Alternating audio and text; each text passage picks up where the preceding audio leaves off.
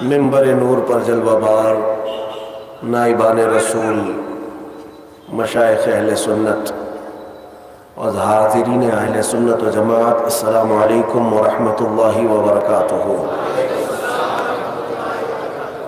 الحمد للہ الحنان المنان الذي خلق الإنسان وعلمه البيان، والصلاة والسلام على رسوله سيد الإنس والجان وعلى آله وأصحابه ذوي الخير والإحسان، أما بعد فأعوذ بالله من الشيطان الرجيم، بسم الله الرحمن الرحيم۔ هو الذي أرسل رسوله بالهدى ودين الحق ليظهره على الدين كله ولو كره المشركون۔ صدق الله مولانا العظيم وبلغنا رسوله النبي الأمين المتين المختار الكريم، ونحن على ذلك من الشاهدين والشاكرين والحمد لله رب العالمين۔ بارگاہ رسالت آپ صلی اللہ تعالی علیہ وسلم میں درود پاک کا ہدیہ پیش کریں۔ اللہم صل علی سیدنا و مولانا محمد معدن الجود والکرم وآلہ واصحابہ الکرام وابنہ الکریم وبارک وسلم صلاة دائمة سرمدا ابدا۔ عزیزان گرامی اوقات، کافی دیر سے آپ خطابات سماعت فرما رہے ہیں علماء ذوی الاحترام کے۔ اب یہ وقت اللہ رب العزت کی بارگاہ میں خیرات مانگنے کا ہے، اور آج یہ لیلۃ القدر ہے۔ اللہ کریم آج اپنے بندوں کے لیے اپنی شان غفاری سے بے پناہ بخشش کا اعلان فرماتا ہے۔ کاش ان بخشے ہوئے لوگوں میں ہمارا بھی نام شامل ہو جائے۔ میرے عزیزوں، لیلۃ القدر کو لوگوں نے یہ سمجھا ہو کہ یہ شاپنگ کی رات ہوتی ہے یا عید کی تیاریوں کی رات ہوتی ہے۔ میرے عزیزوں، اتنا حسین موقع جس کو مل رہا ہو جہنم سے آزادی کا، اگر اسے پتہ چل جائے کہ جہنم ہے کیا چیز، اس کے دروازے کیسے ہیں، اس کے طبقات کیسے ہیں، تو میرے عزیزوں شاپنگ تو دور کی بات، وہ جینے کے اندر مزے ہی ختم کر لے گا۔ آج اللہ رب العزت کی بارگاہ میں اس کی خیرات مانگنے کا وقت ہے، اور میں شکر گزار ہوں مجلس منتظمہ کا، خصوصیت کے ساتھ رحمت عالم کمیٹی صدر و اراکین، جو ان حسین راتوں میں آپ کو ایک میدان میں جمع کر کے اللہ اس کے رسول کی یاد دلانے کی کوشش کرتے ہیں۔ یقیناً یہ ایک بہت ہی عظیم کام ہے۔ تھوڑی دیر اگر آپ اپنی طرف نظر ڈالیں گے تو احساس ہوگا آپ کو، ایسا نہیں کہ اس پورے علاقے میں اتنے ہی مسلمان رہتے ہیں، بلکہ ہزاروں اور لاکھوں کی تعداد اور ہے جو یا تو بازار کی زینت بنے ہوں گے، یا سڑکوں پر ہوں گے، یا کچھ بستروں پر ہوں گے، لیکن ان سب میں اللہ رب العزت نے تمہیں اپنے ذکر کے لیے چنا ہے، اور اپنے حبیب پاک صلی اللہ تعالی علیہ وسلم کی مدح سرائی سننے کے لیے اللہ نے آپ کا انتخاب کیا ہے۔ یہ اس پروردگار کا کتنا بڑا احسان ہے کہ لاکھوں کے ہوتے ہوئے ہم جیسوں کو اپنے ذکر کے لیے منتخب کیا۔ آپ شکر بجا لائیں اللہ رب العزت کا کہ آج کی اس رات مولا تو نے ہمیں بے حیائی اور خرافات سے بچا کر اپنے اور اپنے محبوب کے ذکر جمیل میں لگایا۔ حدیث پاک میں میرے آقا صلی اللہ علیہ وسلم فرماتے ہیں، جب رب تبارک و تعالی کسی بندے کے ساتھ بھلائی کا ارادہ فرماتا ہے تو اسے دین کی طرف دعوت دیتا ہے، دین کی طرف راستہ دکھاتا ہے، یا دین کی سمجھ اسے عطا کرتا ہے۔ اور ایک روایت میں ہے کہ جب اللہ تعالیٰ کسی بندے کے ساتھ بھلائی کا ارادہ فرماتا ہے تو اسے اپنے گھر کا راستہ آسان کرتا ہے، یعنی مسجدوں کی طرف اللہ اسے بلاتا ہے۔ اللہ کریم آپ سب کی رمضان کی عبادتیں، روزے، تراویح، ذکر و اذکار، صدقات و خیرات و زکوٰۃ سب قبول فرمائے۔ عزیزان گرامی، آج توبہ کی بھی رات ہے، یہ توبہ کی رات ہے. بعض صوفیہ اکرام اس کو توبہ کی رات سے بھی منسوب کرتے ہیں کہ اس سے بہتر موقع کب ملے گا آپ کو کہ خود رحمان یہ فرما رہا ہے کہ کوئی ہے مجھ سے بخشش طلب کرے میں اسے معاف کر دوں. تو یہ آج کی رات توبہ اسی لیے بھی میں عرض کر رہا ہوں کہ اللہ نے سورہ نور میں ارشاد فرمایا وَتُوبُوا إِلَى اللَّهِ جَمِيعًا أَيُّهَا الْمُؤْمِنُونَ لَعَلَّكُمْ تُفْلِحُونَ. اے ایمان والو تم سب کے سب مل کر کے اللہ کی بارگاہ میں توبہ کرو، ان قریب کامیاب ہو جاؤ گے. یعنی توبہ کو بھی رب ذوالجلال نے فرمایا تمہاری کامیابی کی سیڑھی ہے.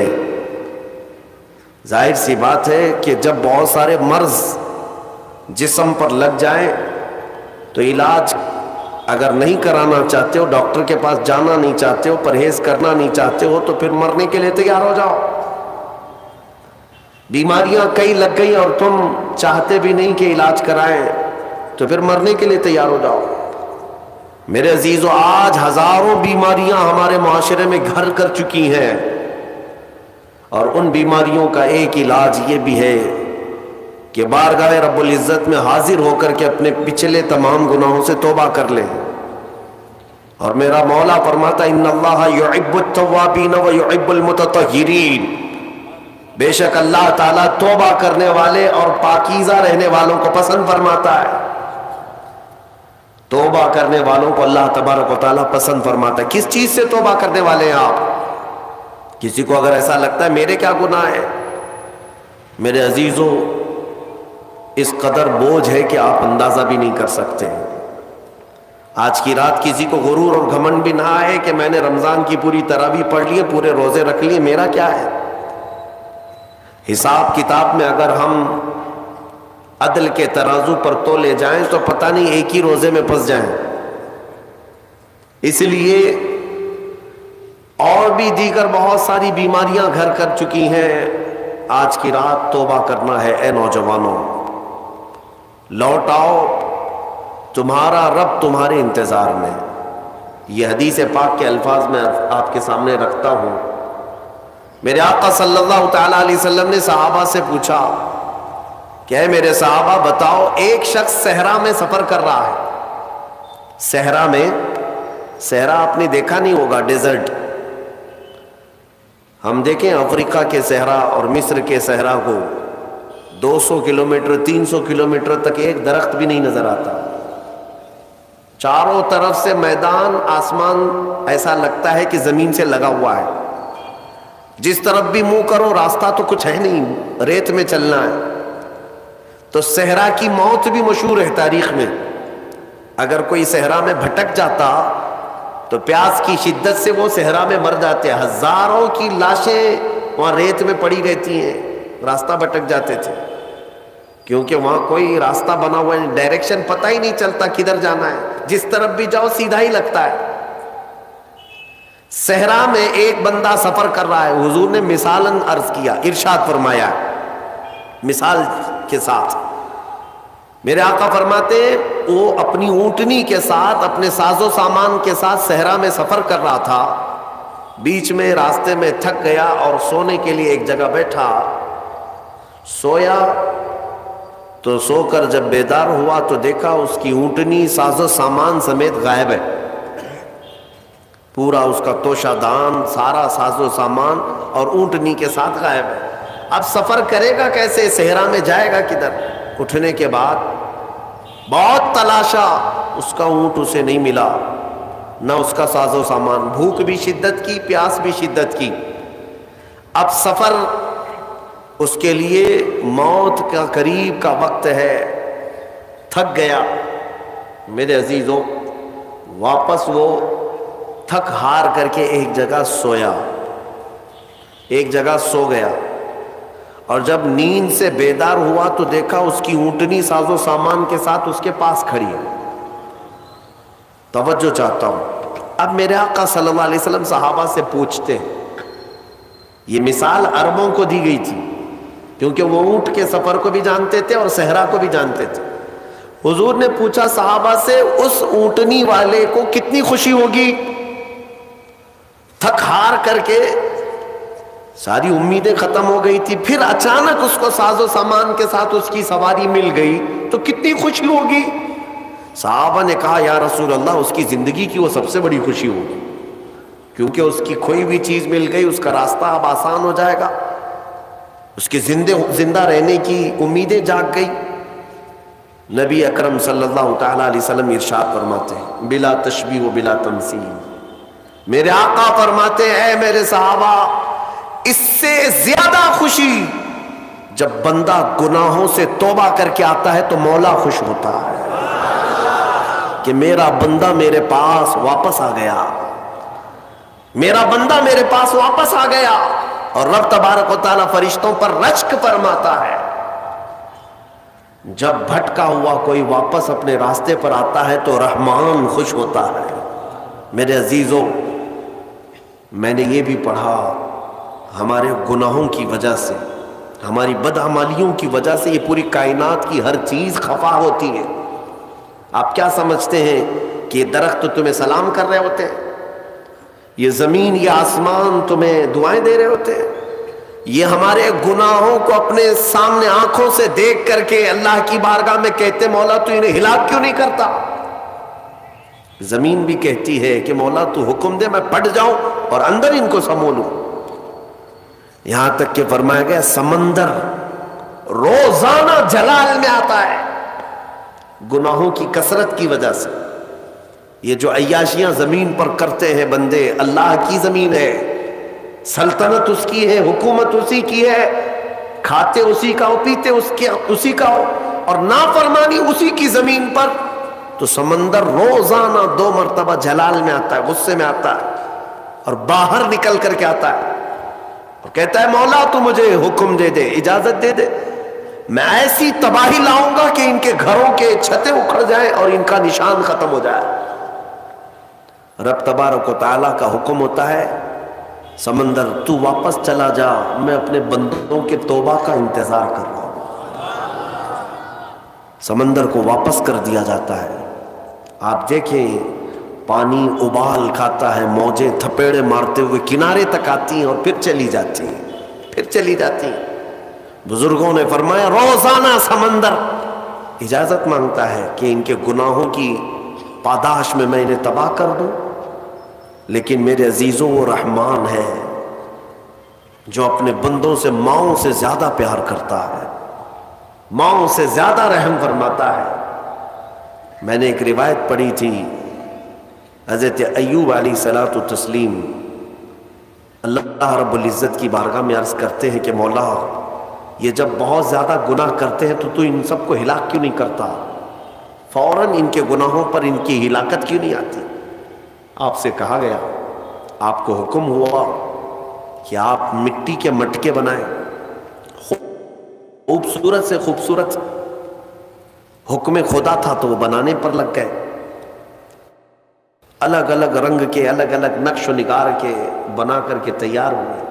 تو رب تعالیٰ نے فرمایا اب ایک لائن سے ایک ایک کو توڑتے آؤ۔ بنانے کا حکم ہوا اور اس کے بعد توڑنے کا حکم ہوا۔ جب توڑنا چاہ رہے تھے تو ان کو یاد آ رہی تھی چیزیں کہ میں نے اس کو اتنی محنت سے بنایا، اتنے نقش و نگار اس میں کیے، اس کو توڑنا ہے، اس کو توڑنا ہے۔ ان کا دل پسیج گیا کہ اپنی محنت سے ہاتھوں سے بنایا ہوا یہ مٹکا ہے، اس کو اپنے ہاتھوں سے توڑ دو۔ حکم تھا رب تعالیٰ کا۔ تو رب تبارک و تعالیٰ نے فرمایا ایوب تم نے مٹی کے مٹکے ہاتھوں سے بنائے اور توڑنے کا تمہارا دل نہیں کرتا، یہ پورے بندے میری دست قدرت سے بنائے ہوئے ہیں۔ یہ رب تبارک و تعالیٰ کی مخلوق ہے، کیا میں ان کو ایسے ہی ہلاک کر دوں؟ میرے عزیزوں جلدی عذاب نہیں آتا، چوریاں بھی عروج پر ہوتی ہیں، زنا بھی عروج پر ہوتے ہیں، ڈکیت بھی ہوتے رہتے ہیں، لیکن پھر بھی مولا کریم مہلت پر مہلت دیتا ہے، مہلت پر مہلت۔ جلد کسی کے گناہوں کو آشکار بھی نہیں کیا جاتا۔ ہاں حضرت عمر فاروق رضی اللہ تعالیٰ عنہ کے زمانے میں ایک شخص شراب کے جرم میں پکڑا گیا، اس کو سزا کے لیے لایا گیا، تو اس نے کہا کہ حضور معاف کر دیں، میرا پہلا جرم ہے، اس کے بعد نہیں کروں گا۔ آپ نے فرمایا تو جھوٹ بولتا ہے، تو جھوٹ بولتا ہے. کہا کہ نہیں سچ کہہ رہا ہوں کہ پہلی بار پکڑا گیا ہوں, پہلی بار میں نے ایسا کیا ہے. انہوں نے کہا نہیں تو جھوٹ بولتا ہے. جب سختی کی گئی تو پتا چلا اس نے اس سے پہلے 10 بار کیا ہے. لوگوں نے پوچھا آپ اتنا یقین کے ساتھ کیسے کہہ رہے؟ امیر المومنین نے فرمایا مجھے میرے رب کی ذات پر یقین ہے, وہ پہلے گناہ پر جلدی پکڑ نہیں کرتا, چھپاتا ہے. مولانا روم رحمۃ اللہ تعالی علیہ فرماتے ہیں مثنوی میں, آپ کو میں بتاتا ہوں میرے عزیزو, آج پلٹنے کی رات ہے, آج واپس بارگاہ رب میں آنے کی رات ہے.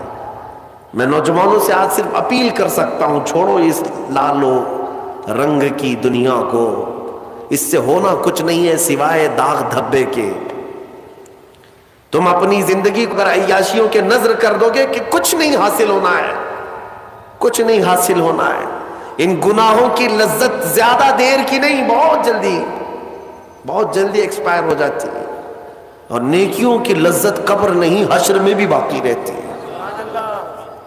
چھوڑ دو ان زندگیوں کو اور واپس آؤ بارگاہ مولا میں. مولانا روم فرماتے ہیں مدینے میں ایک سارنگی رہتا تھا, سارنگی بانسری بجانے والا, اسی سے اس کی کمائی چلتی تھی.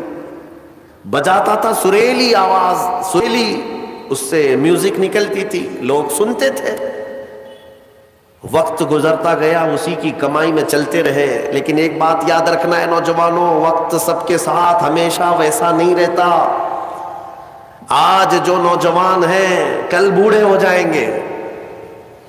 آج بہت سارے نوجوان یہ سمجھتے ہیں کہ مجھے کیا فرق ہے, میرے پاس طاقت ہے, قوت ہے, میرے پاس مال ہے, میں جو چاہوں کر لوں گا. وقت سب کے ساتھ یکساں نہیں رہتا, بہت جلدی چیزیں زائل ہو جاتی ہیں, ختم ہو جاتی ہیں. ہم نے ان لوگوں کو بھی دیکھا ہے جن کے بارے میں, ابھی میں زیادہ پرانی بات نہیں کر رہا ہوں, 10 سال پہلے کی بات, جن کا یہ اعلان تھا کہ اتنا مال ہے کہ ہماری 7 پشتیں کھا سکتی ہیں, لیکن اسی بندے کو میں آج دیکھتا ہوں وہ 10-10 روپے مانگتا ہے, 10-10 روپیہ آج بھی مانگتا ہے. کہاں گئی دولت؟ ایک حالت میں ہمیشہ انسان نہیں رہتا, بدل جایا کرتی ہیں کیفیتیں.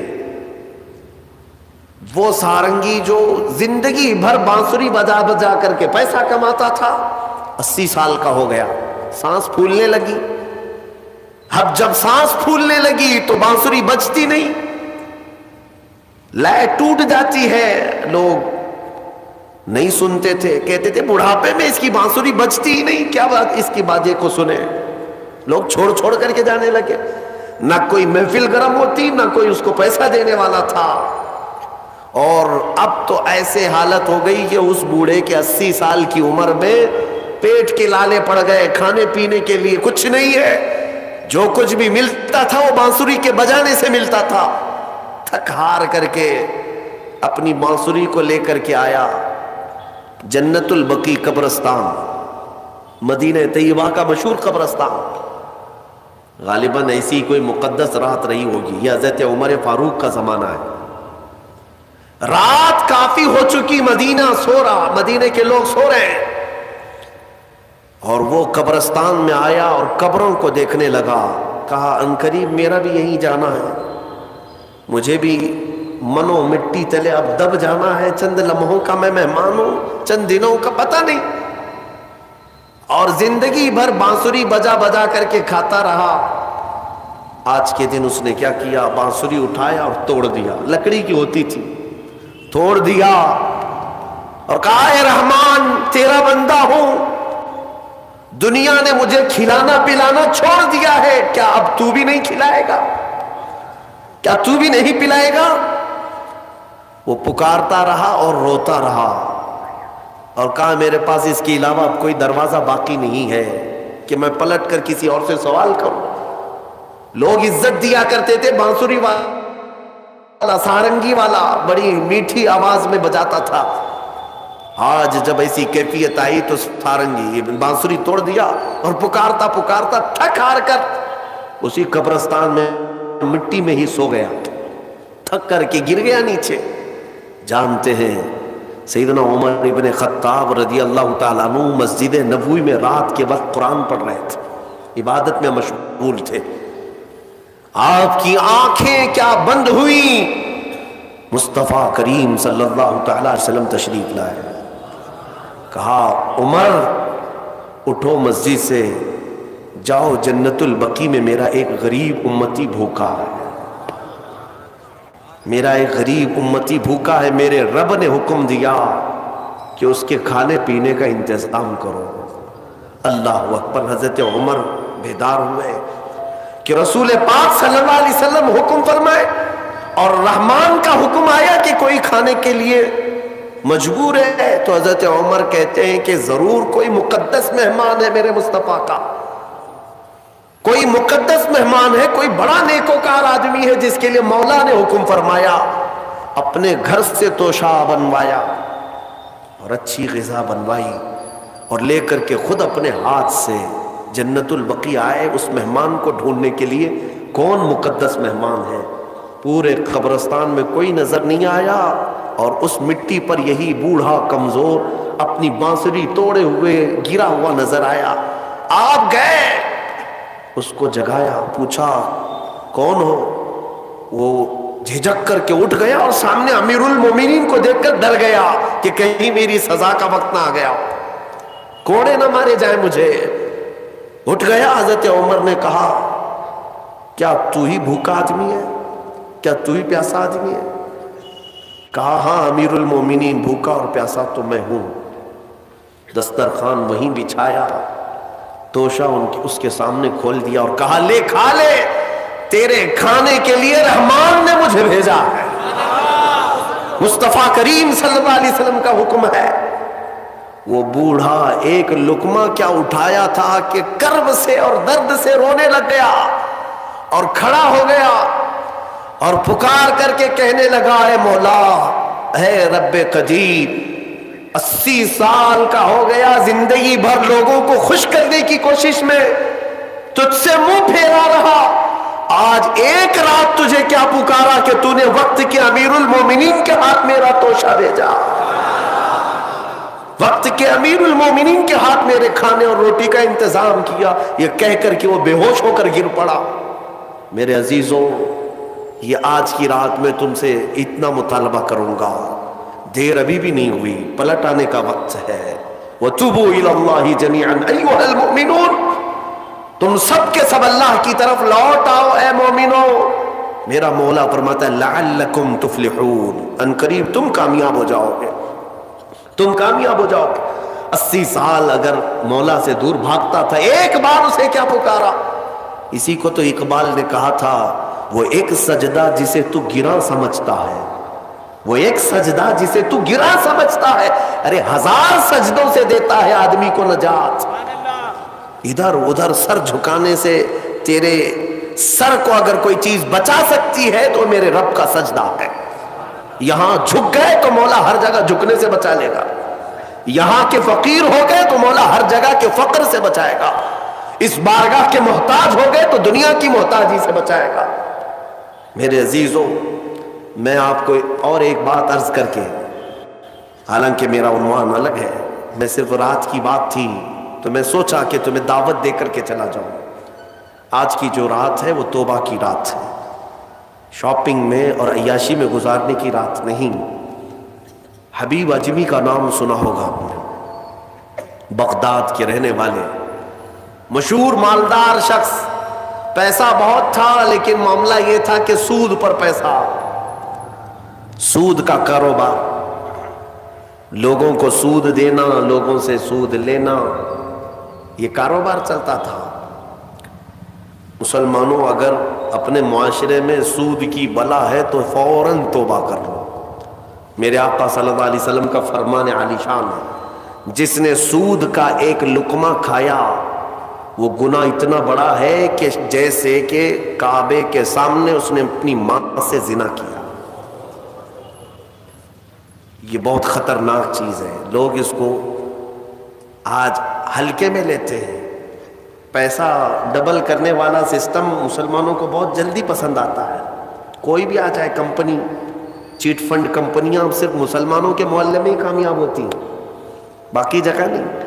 لاکھ روپے دو اور تم گھر میں نواب صاحب بیٹھے رہو، ہر مہینہ 10-10 ہزار آتا رہے، یہ پتہ ہی نہیں کہ کس طرح سے آتا ہے. تمہارے گھر میں آنے والا ایک لقمہ بھی تمہاری تحقیق کے بغیر نہیں آنا چاہیے. تم مسلمان ہو. ایک سکہ بھی تمہارے گھر میں بغیر تحقیق کا نہیں آنا چاہیے. اگر مشکوک یعنی جس میں شک ہے، حرام کی بات نہیں کر رہا ہوں، حرام تو بڑی بات ہے، جس مال میں شک ہے اس مشکوک مال کا بھی ایک لقمہ کھا لیا تو اولاد بگڑ جاتی.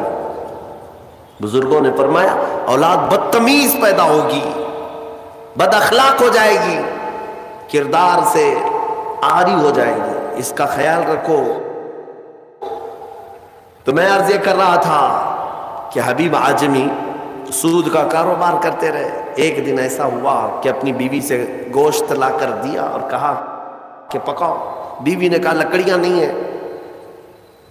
کہا کہ میں فلاں کے اوپر میرا سود آتا ہے، سود میں وہ لکڑیاں لے آؤں گا. سود میں لکڑیاں بھی، گھر کا آٹا بھی سود میں لا کر کے دیے. بیوی نیک تھی، سمجھاتی رہی. اس دن دعا کرتی ہے مولا میرے شوہر، میرے سرتاج، میرے رفیق حیات کو ہدایت دے دے.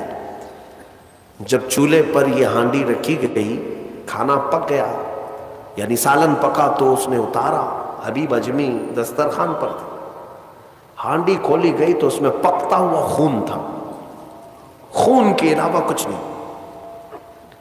حبیب اعجمی نے پوچھا یہ کیا ہے؟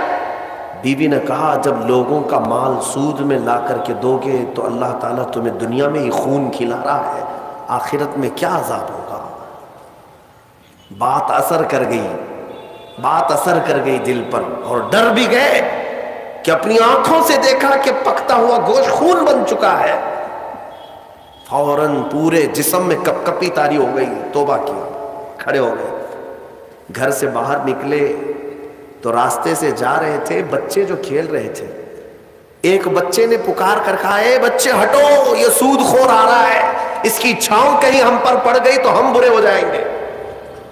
بچوں میں بھی یہ بات آ گئی تھی. حبیب اجمی کو آج دل پر بات لگی، میرا رب کسی کے لیے ہدایت دیتا ہے تو کچھ ذریعے بنا دیتا ہے. حبیب اجمی اب رونے لگ گئے کہ میں اس قدر خستہ ہوں، اس قدر بدنام ہوں کہ بچے میری چھاؤں سے بھاگ رہے ہیں. اب سوچا کہ اب میں سود نہیں لوں گا اور نہ ہی اس کاروبار میں. سب کو چھوڑ دیا. لیکن اب مسئلہ یہ تھا کہ بچپن شروع سے کوئی کام کرنے کی عادت نہیں تھی. پیسہ دینا ہے، مارکیٹ میں گھما کر کے بڑا کر کے لانا ہے. کام کرنے کی عادت نہیں تھی، فن نہیں تھا، ہنر معلوم نہیں تھا. اب کمائیں تو کیسے کمائیں؟ سوچا کہ اب اس چیز کو چھوڑ دیا ہو تو بیوی سے آ کر کے کہا میری رفیق حیات، میں نے توبہ کر لیا ہے، میں نے توبہ کر لیا، آج کے بعد سے یہ سود کی طرف میں ہاتھ بھی نہیں بڑھاؤں گا. بیوی سجدہ شکر ادا کرتی اور کہتی ہے میرے رفیق، اے میرے زندگی کے ساتھی، اب فکر مت کرنا، میں تم سے کسی چیز کا مطالبہ نہیں کروں گی. آدھی روٹی بھی لاؤ میں صبر کروں گی، آدھی روٹی بھی آئی تو میں صبر کروں گی، اس لیے کہ آپ حلال رزق کی طرف جا رہے ہیں. کاش ہماری عورتیں ایسی ہوں جو اپنے شوہر کو سیدھے راستے پر لانے کا سبب بن سکے. ورنہ بہت ساری عورتوں کے مطالبات کی وجہ سے مرد حرام کاریوں میں پڑ گئے. تنخواہ تھوڑی سی ہے، عورت کے مطالبے زیادہ ہیں، اس کے مطالبے پورے کر نہیں پا رہا ہے تو حرام کاریوں میں مصروف. بہت سارے مردوں کے بگڑنے کی وجہ ان کی عورتیں بنی ہیں، اور جب پورا نہیں کر پاتے اور پیسہ بھی نہیں مل پاتا تو پھر نشے کی عادت لگ جاتی ہے. ٹینشن سے مکتی چاہیے. جو روز عورت مجھے گھر پہ جاتی پریشان کرتی ہے. میرے عزیزوں، وہ حبیب اجمی کی خاتون نے ان کو دلاسا دیا کہ جاؤ آپ نوکری کرو. نوکری کہاں کرتے؟ اب تک کرنے کی عادت نہیں تھی، عمر ہو گئی تھی. سیدھے گئے، ایک دیہات چھوٹا گاؤں تھا، اس گاؤں کی ایک مسجد تھی، مسجد کے اندر جا کر بیٹھ گئے. دن بھر بیٹھے رہے، نمازیں پوری پڑھ لی. عشاء کا وقت ہو گیا، نماز پڑھ کر کے اللہ کی بارگاہ میں رونے لگے، مولا کام کا آدمی نہیں ہو، اب تک کیا نہیں، اب میں اپنے گھر کیسے چلاؤں؟ تو میرے لیے کوئی انتظام فرما. رات کے وقت آئے، بیوی نے پوچھا کوئی نوکری ملی؟ کہاں مل گئی ہے، نوکری مل گئی ہے، بہت ہی اچھی جگہ پر ایک بادشاہ ہے، اس کے ہاں خدمت پر میں لگ گیا. کہا بہت اچھی بات ہے. دوسرے دن پھر گئے, اسی مسجد میں بیٹھے رہے. رات کو آئے, بیوی نے پوچھا کچھ اجرت ملی آج؟ جس بادشاہ کے یہاں کام کر رہے ہو تمہاری نوکری پر کچھ تنخواہ ملی؟ کہا نہیں. بادشاہ نے کہا ہے کل دے دوں گا. اپنی بیوی کو ٹال رہے تھے, اپنی بیوی کو ٹالنے کے لیے بول دیا ایسی کہ نوکری کر رہا ہوں. کہا کہ کل دینے کا وعدہ کیا ہے. پھر تیسرا دن آیا, تیسرے دن بھی وہ اسی مسجد میں رات گزار کر آئے. بیوی نے پھر پوچھا کچھ اجرت ملی؟ کہا نہیں آج بھی نہیں دیا. بادشاہ نے کہا کل دے دوں گا. چوتھا دن آیا, چوتھا دن بھی مسجد میں گزار کر آئے. حالانکہ بیوی نے صبر کا دامن ایسا پکڑی رہی اور کہنے لگی مجھے کوئی جلد بازی نہیں ہے, جب آئے گا تب کھائیں گے. 4 دن ہو گئے. آج پھر رات کو بیوی نے پوچھا کچھ تنخواہ ملی؟ گھر کیسے چلے گا؟ 4 دن سے چولہا نہیں جلا گھر پہ. کہا آج بھی بادشاہ نے نہیں دیا. کہا کل دوں گا. روز کل, روز کل. 5 دن گزر گئے. اس کے بعد وہ 5ویں دن ایسی ان کی کیفیت تھی کہ اب رات جب بہت زیادہ ہو گئی تو گھر کی طرف پلٹ رہے تھے, پاؤں بوجھل ہو گئے. پھر بیوی پوچھے گی آج تنخواہ ملی؟ روز جھوٹ بول رہا ہوں, روز جھوٹ بول رہا ہوں, مجھے کون تنخواہ دے گا؟ آج کیا بولوں اپنی بیوی کو, اپنی شریک حیات کو. جب وہ واپس پلٹے تو آج رات کو اپنے گھر کے باہر ہی دیکھتے گھر میں خوب اجالا ہے, گھر میں روشنی ہے. گھر کی طرف آگے بڑھتے بڑھتے آئے. میری بیوی کی سوئی نہیں, انتظار میں ہوگی, پوچھے گی کیا اجرت ملی, تنخواہ ملی. لیکن جیسے ہی گھر کے اندر گئے بڑا سا دسترخوان بچھا ہے, ہر قسم کے کھانے لگے ہوئے, کھانے لگے ہوئے تھے. حیرت میں آ گئے. 5 دن کے کمانے کا کوئی ذریعہ نہیں. میری بیوی کے پاس بھی اتنا مال نہیں, یہ کہاں سے آیا دسترخوان؟ بیوی کو جلال میں پوچھنے لگے یہ دسترخوان کہاں سے آیا, یہ کھانا کیسے آیا؟ بیوی کہتی ہے کیا مذاق کرتے ہیں آپ, کیا مذاق کرتے ہیں آپ؟ آپ جس بادشاہ کے ہاں کام کرتے ہیں وہاں کا ایک سپاہی آیا تھا, وہی دسترخوان لے کر آیا اور سارا کھانا اسی نے دیا ہے, اور یہ مجھے کہہ کر گیا ہے اے خاتون تیرا شوہر رات میں آئے تو اسے کہہ دینا یہ تو 5 دن کی اجرت ہے, اور محنت کرے گا اور اجرت دی جائے گی. حبیب اعجمی غش کھا کر گر پڑے. بیوی نے اٹھایا, پوچھا کیا بات ہے, کیوں غش کھا کر گر پڑے؟ ہوش آنے کے بعد کہتے میری رفیق حیات آج سچ بتاتا ہوں, میں نے کوئی نوکری نہیں کی, میں نکما آدمی, کوئی نوکری نہیں کی. مسجد میں جاتا تھا خالی بیٹھا رہتا تھا. آج ڈر کر کے آ رہا تھا کہ تجھے جواب کیا دوں گا. وہ رحمان اس قدر غیرت مند ہے اپنے بندوں پر, اتنا رحیم ہے کہ تیرے سامنے شرمندہ ہونے سے بچانے کے لیے وہ جس کو بھیجا مولا وہ کسی بادشاہ کا سپاہی نہیں, وہ اسی رحمان کا کوئی فرشتہ آیا جس نے کھانا دیا ہے. عزیزان گرامی, کہنے کے لیے بہت ساری باتیں ہیں, لیکن میں اتنی بات عرض کرنا چاہتا ہوں. زندگی گناہوں میں گزری, ایک بار توبہ کر کے حبیب اعجمی کیا آ گئے اور مولا کریم نے اپنے سارے دسترخوان ان کے لیے کشادہ کر دیے. اس کے بعد جانتے ہیں حبیب اعجمی اسی دسترخوان سے اٹھ کر کے جو چلے گئے, ایسی عبادات, ایسے مجاہدات کیے, اللہ اکبر, اس مقام عظما پر فائز ہو گئے تھے کہ جس مقام کی غوث اعظم عبد القادر جیلانی بھی تعظیم کیا کرتے تھے رضی اللہ تعالی عنہ. میرے عزیز و حبیب اعجمی اللہ کی بارگاہ میں وہ مقبول تھے کہ حضرت فضیل بن عیاض ایک دن ان کے پیچھے مغرب کی نماز پڑھنے کے لیے آئے. حضرت حبیب اعجمی کی زبان میں تھوڑی لکنت تھی, تو قرات میں ان کی لکنت سمجھ میں آ رہی تھی, تو فضیل بن عیاض پیچھے سے نماز توڑ کے چلے گئے, اس کے پیچھے میں کیسے نماز پڑھوں. فضیل بن عیاض بہت پائے کے ولی ہیں, کہتے ہیں میں گیا تو 3 دن تک میری عبادت کا ذوق ختم ہو, لطف ہی ختم ہو گیا. میں بارگاہ مولا میں رونے لگا کہ مولا مجھ سے کیا خطا ہوئی. رات کے وقت مجھے غیب سے ندا آئی کہ فضیل تو نے میرے محبوب حبیب کی صرف زبان دیکھا, اس کے دل کی پاکی کو نہیں دیکھا. وہ اللہ کی بارگاہ کا مقبول ہے. جب چھوڑ دیتا ہے پچھلی چیزیں وہ رحمان اتنا محبوب بناتا ہے، اتنا محبوب. میں نے ابھی ایک چیز پڑھی تھی، بغداد میں ایک شخص تھا، بڑے پیسے والا تھا، بہت پیسے والا تھا، اور ہر گناہ عادت تھی اس کی. پیسے والوں کی اکثر یہ چونچلے ہوتے ہیں کہ وہ سوچتے ہیں کہ عیاشی میں کہاں کہاں میں پیسے لگاؤں. شراب پیتا تھا، خوب عیش، جوا میں پیسے لگتے تھے، روز نئی عورتوں کے ساتھ اس کی صحبتیں. یہ اس کا مزاج تھا تو مسلمان، پیسہ زیادہ ہونے کی وجہ سے ایک غلط سنگت میں غلط عادتوں کا مالک. اس شخص کی عادت یہ تھی کہ روز ایک نیا گناہ کرتا تھا اور ڈائری بنایا ہوا تھا، اس میں سب لکھ بھی دیا کرتا تھا. آج میں نے اتنے پیسے کا جوا کھیلا، آج میں یہ فلاں فلاں شراب پی ہے، آج میں نے ان لڑکیوں سے زنا کیا ہے، آج میں فلاں جگہ یہ کیا. سب جو جو کرتوت ہوتے تھے سب ڈائری میں لکھتا تھا. اتنی بڑی ڈائری بھی بن گئی. ایک دن ایسا ہوا کہ گزر رہا تھا بازار سے، ایک خاتون کو دیکھا جو حسین تھی اور مجبور نظر آ رہی تھی. اس کے پاس گیا، کہا کیا چیز ہے؟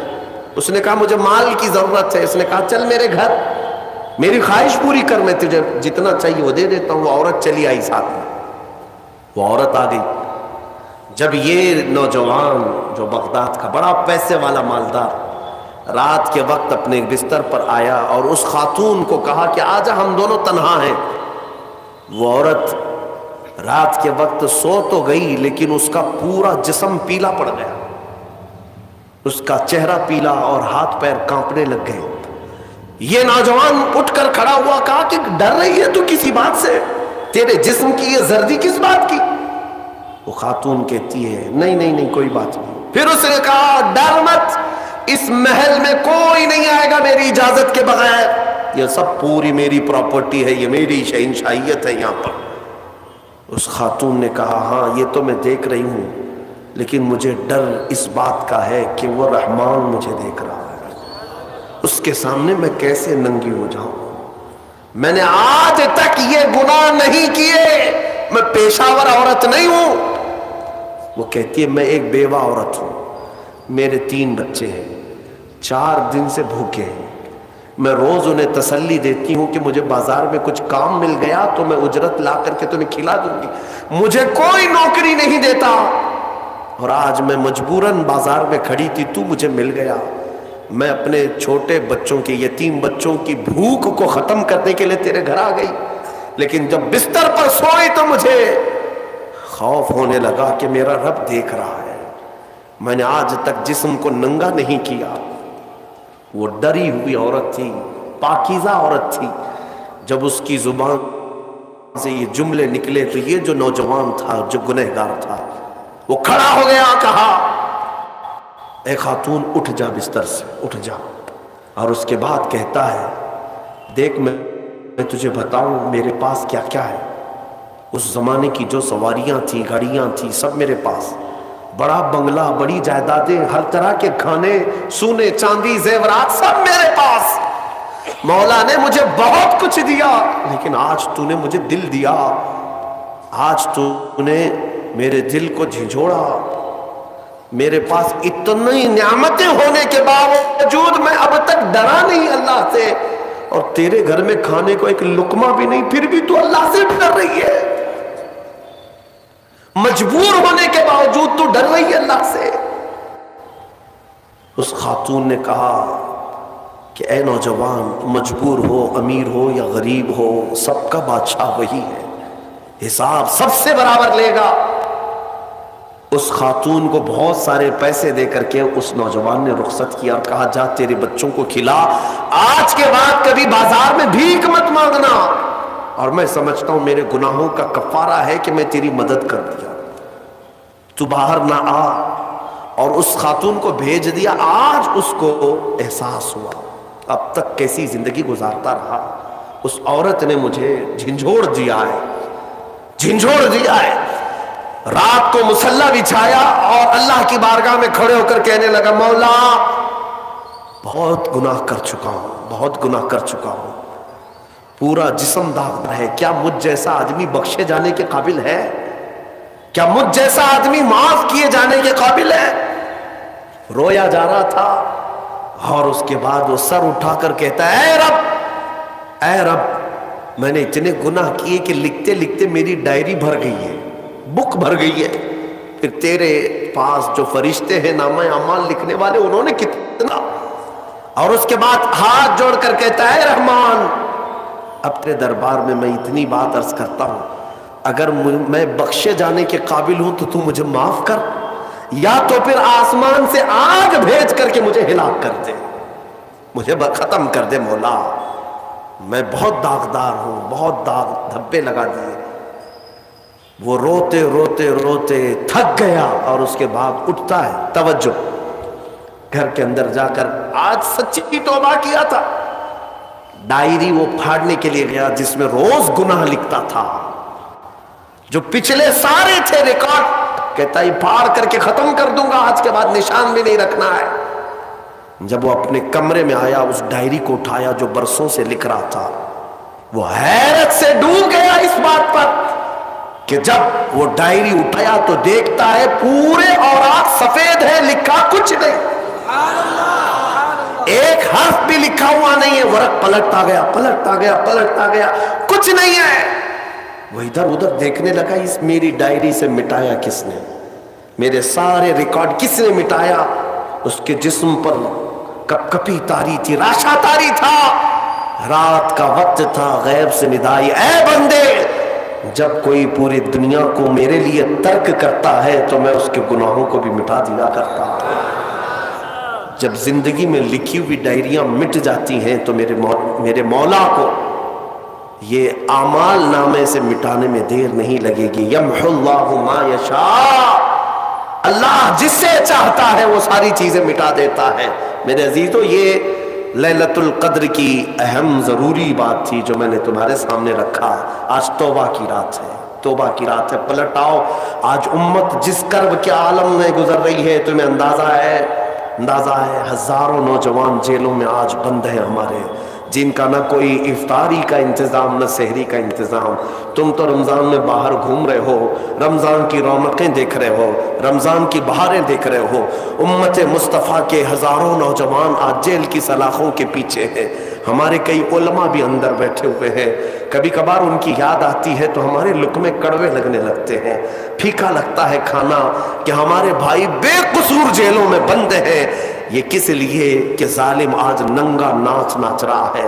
اے نوجوانوں، آفتیں اس قدر ہمارے سروں پر آ چکی ہیں کہ اب ہمارا کیا محفوظ رہا اس ملک میں. سوچو تو ذرا صحیح.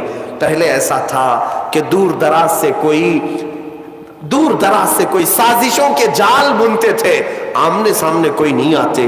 لیکن اب حالات ایسے ہو گئے کہ سامنے تمہارے تلواریں لہرائی جا رہی ہیں، سامنے تمہارے چاقویں لہرائی جا رہی ہیں، سامنے تمہیں مار ڈالنے کی باتیں کی جا رہی ہیں، لیکن کچھ بھی یہاں پر گورنمنٹ ایکشن نہیں لیتی. ایسا لگتا ہے کہ آج مسلمانوں کی ویلیو اس ملک میں چونٹی اور مچھروں سے بھی کم کر دی گئی ہے کہ کوئی مار دے تو کوئی پوچھنے والا بھی نہ ہو. یہ سب کیا ہمارے اوپر آفتیں آج نہیں ہیں؟ یہ ساری مصیبتیں آج نہیں ہیں؟ میں کبھی کبھار سوچتا ہوں کن کن مسائل پر آج میں گفتگو کروں، کن کن مسائل پر علماء سے بحث کریں، میٹنگ کس بات پر لی جائے، کانفرنس کس بات پر لی جائے. ہم سوچتے ہیں کہ ہمارے بچوں کے معاملات آج خطرناک ہو چکے، جوانوں کی حفاظت پر بات کی جائے، جوانوں کو بیدار کیا جائے، ان کی غیرت کو بیدار کیا جائے. لیکن پھر پتہ چلتا ہے کہ ہماری بچیوں کے حجاب بھی خطرے میں ہیں. اب ہم بچیوں کے حجاب پر آتے ہیں کہ سوچتے ہیں ہماری بہنیں، ہماری مائیں، ہماری بیٹیاں، آج ان کی عزت اور عفت خطرے میں ہے. ہم ان کی بات کرنے ہی لگتے ہیں کہ اللہ رب العزت کی طرف پکارنے والی اذانیں بھی خطرے میں لگتی ہیں. اذانوں کے بھی ہزاروں دشمن ہیں، ایک نہیں ہزاروں. اذان کو تنقید کا نشانہ، اذانوں کے بارے میں بات کی جائے مدارس اسلامیہ خطرے میں ہے، مدارس پر بات کی جائے ان مولویوں کی داڑیاں ٹوپیاں خطرے میں ہے. اگر ان کی بات کی جائے کن کن مسائل پر میں آج بات کروں اے جوانوں، یہ سب باتیں کی جائیں ایک طرف، لیکن تم کیا نہیں دیکھتے روز صبح اٹھتے ہیں میرے مصطفیٰ کو اس ملک سے ایک نئی گالی دی جاتی ہے، میرے مصطفیٰ کو اہانت کا نشانہ بنایا جاتا ہے، میرے آقا صلی اللہ تعالیٰ علیہ وسلم کو گندی گالیاں دی جاتی ہیں۔ ہم کروڑوں کی تعداد میں آج آزمائش کے شکار ہیں، آج ہم ایسی آزمائش میں مبتلا ہے، لیکن مجھے درد اس بات کا ہوتا ہے کہ پھر جس کے گھر پر اتنی مصیبتیں اتری ہو، اس گھر کا بچہ رات بھر پب جی کھیلنے میں مصروف ہے، اس گھر کا بچہ جس کی ماں کی عزتیں بازار میں لوٹی جا رہی ہے، یہ نوجوان آج نکڑ پر بیٹھ کر کے عیاشی میں مصروف ہے، اور تمہارے گھروں سے دھواں اٹھ رہا ہے، اور تم کہہ رہے ہو ابھی ساون کا بادل آیا ہے۔ تم سمجھ رہے ہو کہ ساون ہے؟ ہمارے گھر آج پھونک دیے جانے والے ہیں، بچوں کی زندگیاں خطرے میں، بچیوں کا حجاب خطرے میں، ہماری ماؤں کی چادریں خطرے میں، ہماری مسجدوں سے برسوں سے گونجنے والی اذانیں آج خطرے میں۔ بلکہ کبھی کبھار ہم راستے سے گزرتے ہیں، میں حسرت سے ان میناروں کو دیکھتا ہوں جو مسجدوں کے ہیں، وہ مینار پکار رہے ہیں اے جوان آجا، اگر تو آج نہیں آیا تو کل انہیں بھی گرا دیا جائے گا، انہیں بھی زمین بوس کر دیا جائے گا۔ کیا تم نہیں دیکھتے ان اونچے اونچے میناروں پر جو عظمت اسلام بلند کر رہے ہیں؟ یہ مسجدوں کے مینارے شو کے لیے نہیں لگائے جاتے، اسلام کی شان و شوکت بلند کر رہے ہوتے ہیں، لیکن ان میناروں پر آج جس طرح کے بھگوے جھنڈے لہرا کر تمہاری غیرت کو جھنجھوڑا جا رہا ہے۔ اے نوجوانوں، کیا یہ سونے کا وقت ہے؟ کیا یہ عیاشی کا وقت ہے؟ کیا یہ عورتوں کے حسن میں دام فریب میں پھنسنے کا وقت ہے؟ کیا یہ پورے موبائل انٹرنیٹ پر اپنی جوانی کو برباد کرنے کا وقت ہے؟ نہیں ہے نوجوانوں، تمہیں جواب دینا ہوگا۔ میرے مصطفیٰ کریم کی غیرت مند امت ہو تم، کل قیامت کے دن اگر تم سے پکڑ کر وہ بچیاں پوچھے کہ ہمارے حجاب چھینے جا رہے تھے، ہمارے دوپٹے خطرے میں تھے، اے جوان تجھے اللہ نے طاقت دی تھی، تجھے جوانی دی تھی، کیا تو اپنی بہن کی عزت کے لیے آواز تک نہیں اٹھا سکتا تھا؟ اس وقت تمہارے پاس جواب کیا ہوگا؟ اے غیرت مند جوانوں، اٹھو، نہیں تیرا نشیمن قصر سلطانی کے گنبد پر، تو شاہین ہے بسیرا کر پہاڑوں کی چٹانوں میں۔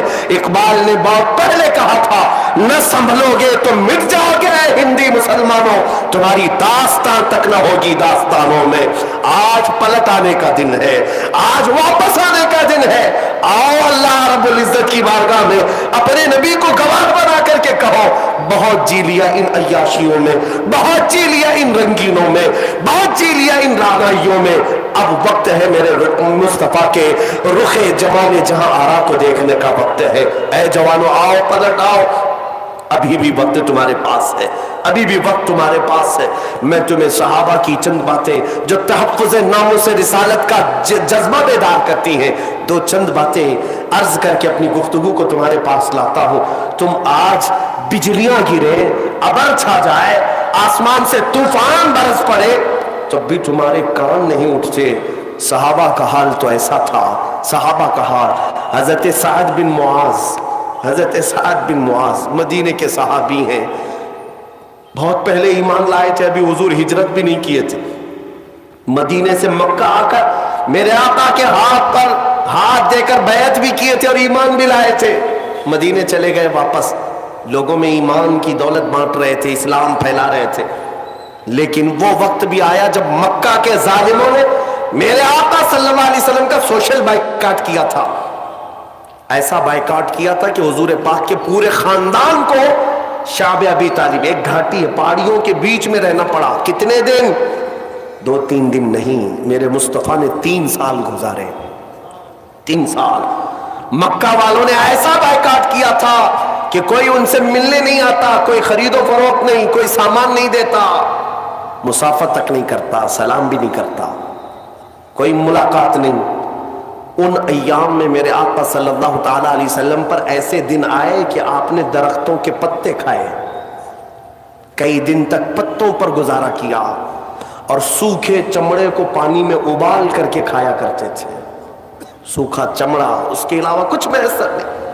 مکہ والوں نے اتنی اذیتیں دی ہیں میرے مصطفیٰ، لیکن میں آپ کو کیا کہہ رہا ہوں سنو، وہ رحمت للعالمین تھے، ہر چیز کے تحمل رکھتے تھے۔ سعد بن معاذ کی بات میں کر رہا ہوں، مدینے میں رہتے تھے، مدینہ خوشحال تھا، کھجوروں کے باغات کے جھنڈ ہیں، وہاں کبھی بھوک اور پیاس نہیں آتی، مدینے میں خوشحال تھے۔ سعد بن معاذ اچانک مدینے میں رہ کر کے چمڑے لائے اور ابال کر کھانے لگے۔ جن کے گھر میں خوب دولت کا ذخیرہ ہے وہ چمڑے کھانے لگے، اور کھجوروں کی بجائے پتے توڑ کر کھانے لگے اور روتے رہتے تھے۔ مدینے والے آ کر پوچھتے سعد یہ تمہارا کیا حال ہے، چمڑے کھا رہے ہو؟ کہتے کہ میری غیرت گوارا نہیں کرتی کہ میرے مصطفیٰ مکہ میں پتے کھا رہے ہو اور میں کھجورے کھاؤں۔ میں مدینے میں رہ کر کے نرم غذائیں کھاؤں؟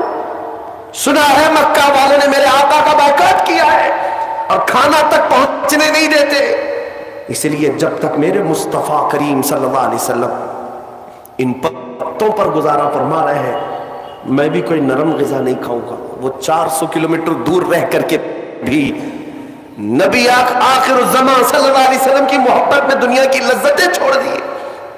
میں تم سے پوچھنا چاہتا ہوں اے نوجوانوں، آج میرے مصطفیٰ کریم صلی اللہ علیہ وسلم کو اتنی اذیت دی جا رہی ہے، کیا تم نے اپنی عیش میں کبھی کوئی کمی کی؟ کیا اپنی زندگی کے شب و روز کو بدلا؟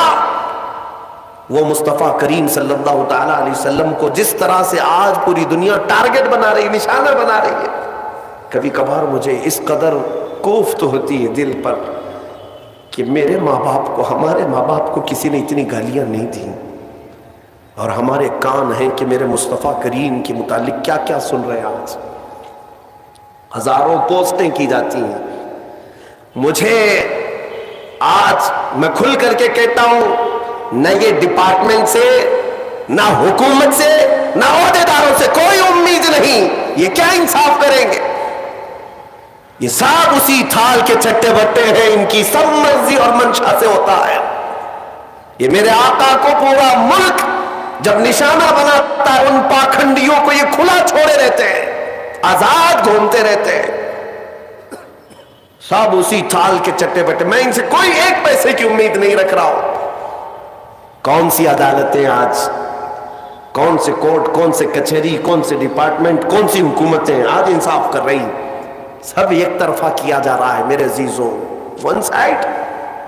اب جو آس ہے اس امت کو میں یہی کہنا چاہوں گا، اب تم لوگوں کے ان دیے ہوئے لالی پاپ کے انتظار میں مت رہو جو کھلونا دے کر تمہیں سلا دیا کرتے ہیں۔ سیاسی نیتا بڑے بڑے بھاشن کر کے تمہیں بزدل بنا کر چلے جاتے ہیں، کچھ نہیں ہونا ہے، سب ہو جائے گا۔ اب جو ہوگا وہ تمہارے بازوؤں کی قوت سے اللہ رب العزت کی مدد آئے گی۔ ہاں، گھر میں بیٹھ کر کے صرف دعا کرنے سے نہیں، تم اپنی زندگی میں تبدیلی لاؤ، چینج ہو جاؤ۔ میں کس بات کی طرف اشارہ کر رہا ہوں، توجہ سے سنو۔ جب تمہاری زندگی بدل جائے کہ میرا جینا مرنا سب نبی کے لیے ہے، پھر دیکھنا کہ میرا رب تبارک و تعالیٰ اپنے وعدے پر پکا ہے۔ قرآن میں کہتا ہے وَكَانَ حَقًّا عَلَيْنَا نَصْرُ الْمُؤْمِنِينَ، ہم نے اپنے اوپر لازم کر لیا ہے کہ مدد کریں گے تو ایمان والوں کی۔ اللہ رب العزت نبی کے غلاموں کی مدد اتارے گا۔ ہاں، ایک وقت وہ تھا کہ تم جس طرف سے گزرتے تھے شجر و حجر سلام کرتے، ہاں تمہیں پتا ہے سمندر راستہ دے دیا کرتے، افریقہ کے جنگل کے درندے نبی کے غلاموں کے تلوے چھانٹتے تھے کہ مصطفیٰ کا غلام آیا ہے مدینے سے۔ اور کہاں آج ہماری حالت یہ ہے؟ آج ہماری حالت یہ ہے کہ لوگوں کی ٹھوکروں پر تمہاری عبادت گاہیں آج خطرے میں، مینار، مسجد، منبر، محراب سب اب داؤ پر لگے ہیں۔ بلکہ آج میرا یہ جملہ سن کر کے جاؤ، یہ کہ بعد دیگرے ظلم بڑھتا جائے گا، ظلم بڑھتا جائے گا۔ کیوں؟ ان سب کے ذمہ دار کون لوگ ہیں؟ امام حسین کی ایک بات یاد آتی ہے، انہوں نے فرمایا تھا کہ ظالم وہی نہیں جو تلوار اٹھا کر گردن مارتا ہے، بلکہ ظالم وہ ہے جو ظلم کو دیکھ کر خاموش رہتا ہے۔ ظلم کو دیکھ کر خاموش۔ ہمارا کیا بگڑ رہا ہے؟ ہمارے ہاں تو سب سیف ہے، یہاں کچھ نہیں ہو رہا ہے۔ ارے وہ گجرات میں ہو رہا ہے، ارے وہ ایم پی میں ہو رہا ہے، ارے وہ یو پی میں ہو رہا ہے، ارے وہ کشمیر میں ہو رہا ہے۔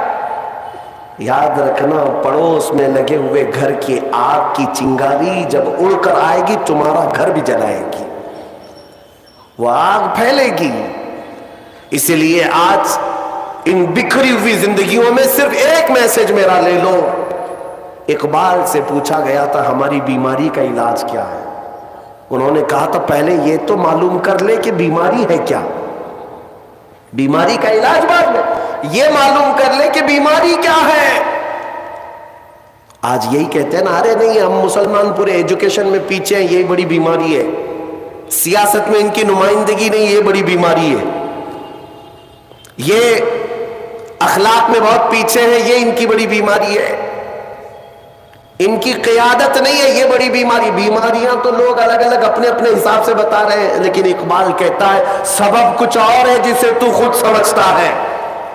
ہاں کچھ لوگوں کی عادت ہے کہ کینسر ہوا ہے لیکن کہتے نہیں گیس کی بیماری ہے، چھپا رہے ہو تم کینسر کو، کینسر ہوا ہے کب تک چھپاؤ گے، گیس کی بیماری ہے، ایسیڈیٹی ہوئی ہے اور کچھ نہیں، تو چورن کھانے سے کہاں کینسر جانے والا ہے؟ تم صرف اور صرف تسلی کے لیے کہہ رہے ہو کہ گیس کی بیماری ایسیڈیٹی ہے، حقیقت میں پہنچو۔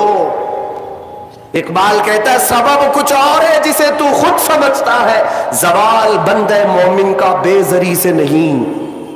مومن جو زوال پذیر ہے آج، پیسے نہ ہونے کی وجہ سے نہیں، اقتدار نہ ہونے کی وجہ سے نہیں، ایجوکیشن نہ ہونے کی وجہ سے نہیں، تمہارا زوال کا سبب کچھ اور ہے۔ وہ کیا ہے؟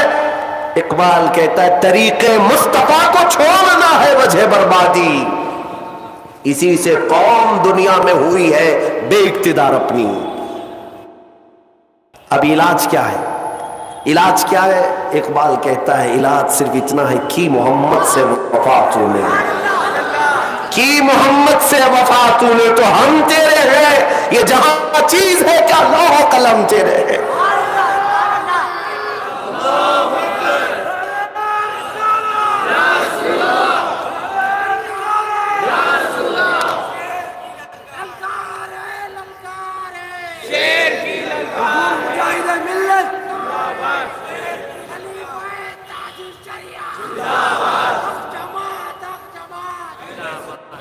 میرے عزیزوں یہی ایک مین پوائنٹ ہے جس پر واپس آنا ہے۔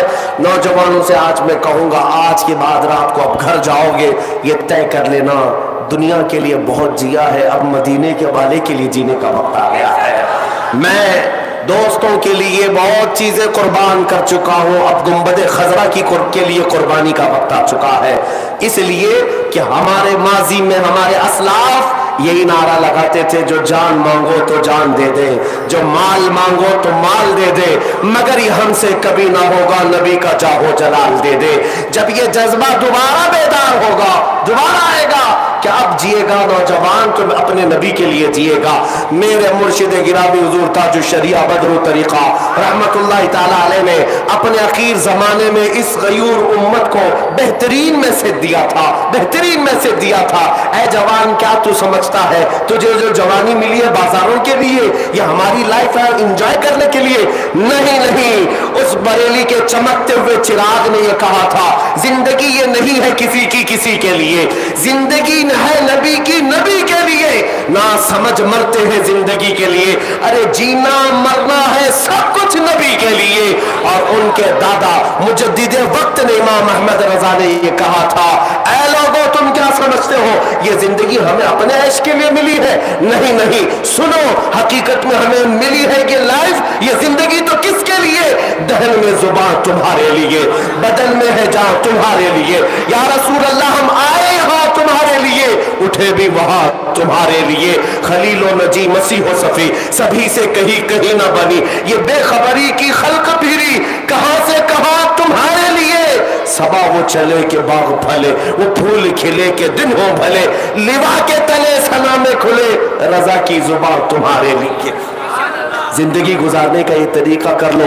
اے نوجوانوں تم ابھی دنیا میں جس طرح مست ہو، ایک وجہ یہ بھی ہے کہ تم نے آج تک وہ تڑپ نہیں پیدا کی جو بلال حبشی کی طرف تھی، آج تک وہ طرف تمہارے دل میں نہیں آئی۔ صدیق اکبر سے پوچھو آپ کی زندگی کا سب سے محبوب مشغلہ کیا ہے؟ دنیا میں اگر کوئی سب سے بہترین کام آپ کا ہے تو کیا ہے؟ نماز ہے، روزہ ہے، خیرات ہے، صدقہ ہے، غریبوں کی مدد کرنا، تیمارداری کرنا، بیماروں کی جنازہ اٹھانا، کیا ہے؟ صدیق اکبر کہتے ہیں میری زندگی کا سب سے بڑا مشغلہ، سب سے بڑی نیکی النظرۃ الی وجہ رسول اللہ، فرماتے ہیں رسول اللہ کے چہرے کو بار بار دیکھنا یہ میری زندگی کا مشغلہ۔ زندگی انہوں نے اسی لیے رکھی ہے، صحابہ کا یہ جذبہ بیدار کر لو، یہ آپ کے اندر تڑپ آ جائے اور عرض کرو مدینے والے کو یوں کہہ کر کہ میرے آقا آؤ کہ مدت ہوئی ہے تیری راہ میں اکھیاں بچھاتے بچھاتے، بڑے دن ہو گئے ہیں گھر کو سجاتے سجاتے، جس دن تمہاری آواز پہنچے گی مدینے انشاءاللہ وہ دن دور نہیں کہ وہ آمنہ کا لال، کائنات کا سب سے حسین چہرہ تمہارے خوابوں میں ہوگا، تمہاری آنکھوں کے سامنے ہوگا۔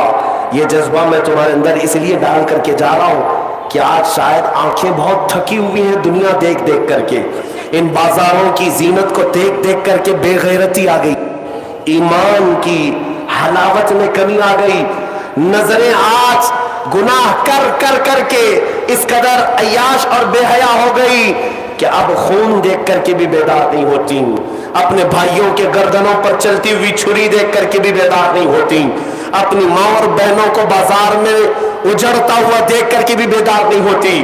ان آنکھوں کی خطا یہ ہے کہ ان آنکھوں کو ہم نے یاش بنایا ہے، یا تو پھر پورنوگرافی کے ذریعے سے، یا تو پھر شیطانی رقص کو دیکھ کر کے، یا دنیا کی چکا چوند نے تمہیں بیزار کر رکھا ہے۔ آؤ ان آنکھوں کو آج کی رات یہ طے کر لو کہ میں اب دیکھنے کی طلب لے کر کے جاؤں گا گھر، اس لیے کہ میں نے سنا ہے میرے آقا میرے مصطفیٰ مدینے والے بڑے غیرت مند ہیں، حاتم طائی جتنی سخاوت نہیں کرتا میرے مصطفیٰ وہ ایک لمحے میں سخاوت کیا کرتے تھے۔ حضور پاک صلی اللہ علیہ وسلم کی عادت کریمہ یہ ہے کہ کبھی کسی نے مانگا ہو وہاں سے نہ کبھی نہیں آیا، واہ کیا جود و کرم ہے شہ بتا تیرا، نہیں سنتا ہی نہیں مانگنے والا تیرا، اے جوانوں کون دیتا ہے دینے کو منہ چاہیے، دینے والا ہے سچا ہمارا نبی، تو مانگنے میں دیر کس بات کی، پوچھنے میں دیر کس بات کی۔ آؤ اب مصطفیٰ کریم کے دربار میں یہ نہیں کہیں گے کہ میرے آقا اب ان حالات کو سدھار دو، ان حالات کو آپ سنوار دو، بلکہ اب یہ کہتے ہیں یا رسول اللہ ایک بار اپنا جلوہ دکھا دو، ایک بار اپنا جلوہ دکھا دو، یا رسول اللہ آنکھ عطا کیجئے اس میں ضیا دیجئے، جلوہ قریب آ گیا تم پہ کروڑوں درود، اس چہرے جمال جہاں کا نقش تمہارے سامنے دے کر جاتا ہوں، آج کی رات کے بعد اسی طرف میں اپنی باقی زندگی گزار لینا، اس لیے کہ جس دیوانے اور جس عاشق کے دل میں یہ طرف ہو جائے کہ مجھے اب کائنات کا سب سے بڑا حسن دیکھنا ہے، قسم رب ذوالجلال کی دنیا کی کوئی حسینہ اسے اپنی طرف بلا سکے گی، کوئی حسن اسے دھوکہ نہیں دے سکے گا، وہ حسن ہی ایسا تھا جس کے بارے میں صحابہ کہتے ہیں انجمن میں آئے تو ایسا لگتا حسین گلاب کھلا ہو، جب بات کرے تو ایسا لگے کہ دانتوں سے نکلنے والی روشنیوں سے رات میں اجالے پیدا ہو جائے،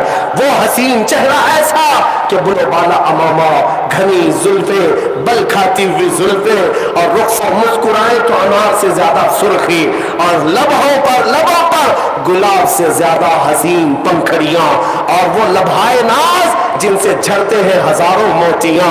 میرے عزیزوں اس چہرے جمال جہاں آرا کا تصور میں دے جاتا ہوں، آج پلٹنے کی رات ہے، اس گنبد خضرا کی چھاؤں میں لے آتا ہوں جہاں دیکھنے کا تمہارے اندر یہ ایسا جذبہ پیدا ہو جائے۔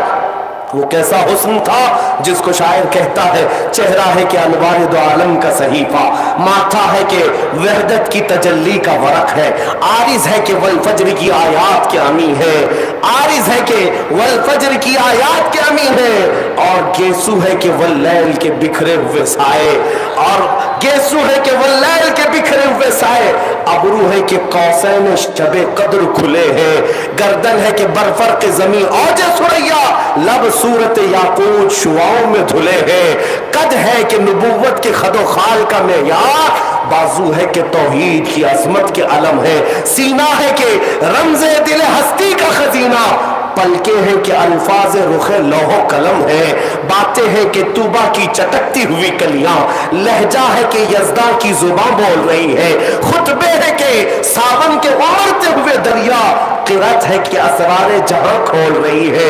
ये दांत शिराज़े शबनम के तराशे, याकूत की वादी में दबकते हुए हीरे, ये मौज तबस्सुम है कि रंगों की धनक है, ये मौज तबस्सुम है कि रंगों की धनक है, या ठहरा हुआ मौसम है ये कुदरत का अजीबा है। अजीज़ान गिरामी, उस मुस्तफा करीम के हुस्न का अक्स कोई आज तक न ला सका है न लाएगा। वो अहसनु मिनका लम तरक़त आइनी व अजमलु मिनका लम तलिद निसाउ खुलिक़त मुबर्रअन मिन कुल्लि ऐबिन कअन्नका क़द खुलिक़त कमा तशाउ। उस मुस्तफ़ा करीम सल्लल्लाहु अलैहि वसल्लम के दरबार में आज वापस आने का वक्त है।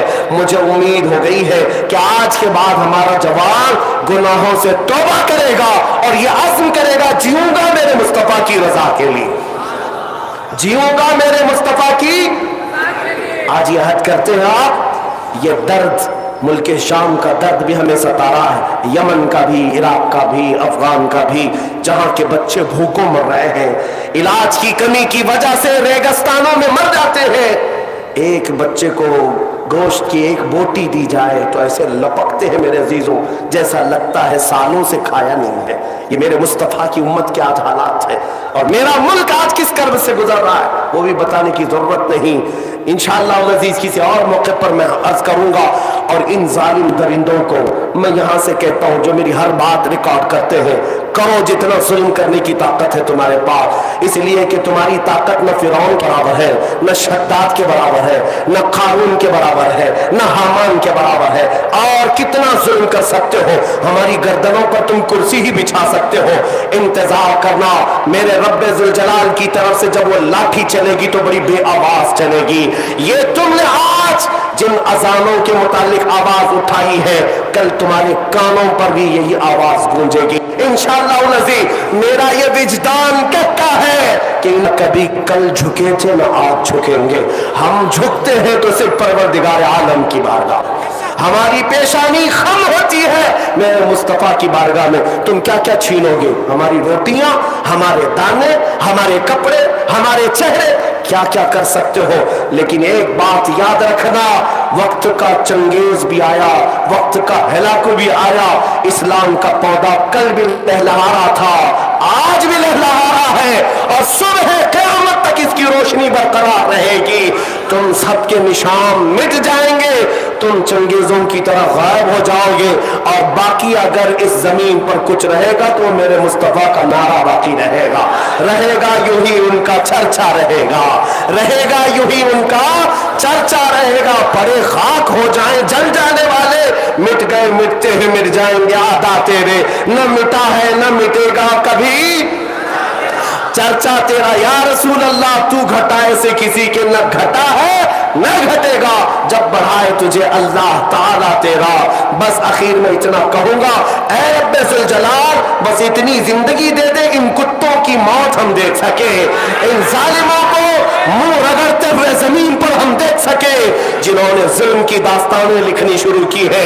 ऐ रब्बे कदीर, अब हमारी जमात में बाजुए खालिद पैदा फरमा दे, अब हमारी जमात में सलाहुद्दीन को दोबारा जिंदा कर दे। मौला करीम हमें शुजाअत फारूकी अता कर, और मौला आज लैलतुल कद्र में तुझसे भीख मांगता हूँ, किसी माँ की गोद में हैदर कर्रार का नायब पैदा फरमा दे। ऐ रब्बे जुल जलाल, तेरे हबीब पाक की उम्मत को इस कसम परसीब से आजाद कराए, और उसकी क़ियादत में मौला हम परचम इस्लाम लहराए, और फिर अपना तान कर इस जमीन पर पुकारे तो ये पुकारे, लब्बैक या रसूल अल्लाह, लब्बैक या रसूल अल्लाह, लब्बैक या रसूल अल्लाह। व आखिरु दावाना अल्हम्दुलिल्लाहि रब्बिल आलमीन। खड़े हो जाए, जिक्र का वक्त है।